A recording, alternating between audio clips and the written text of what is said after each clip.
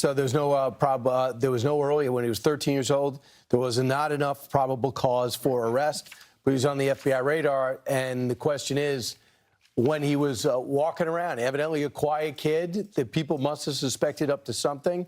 But with one resource officer doing heroic activity, you wonder if one resource officer in a school like that is enough.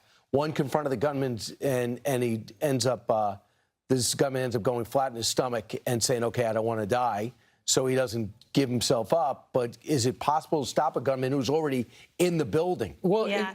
and that school resource officer, you know, you never see this. Usually there's a shootout. The shooter starts shooting at the school cop. That did not happen. As soon as the kid saw the school resource officer, he immediately surrendered. Yeah. That was it. Just, I'm done. It makes you think, why is every senator in America not supporting Marsha Blackburn and Bill Hagerty's Safe Schools Act, which would give $900 million to states to bring school resource officers, to bring retired law enforcement, to train veterans to protect our students?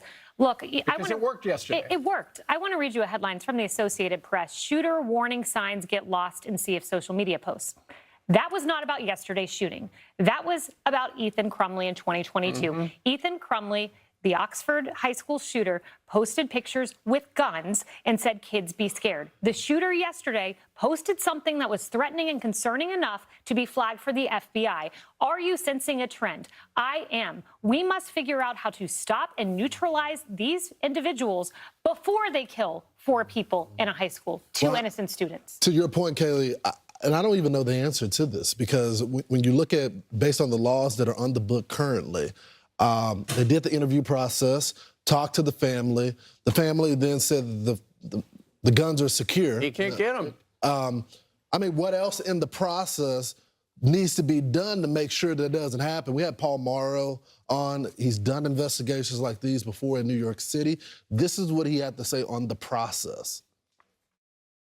The real issue they likely ran into is the fact that he was 13 years old, he's a juvenile, and none of the possible charges at the time would have applied to a 13-year-old under Georgia law. A murder does. 13 and up, you can be charged for murder. In this case, we have a 14-year-old when he committed the crime, so he can be charged. But the previous thing, he wouldn't have been chargeable, and as a result, there wasn't a whole lot you can do there.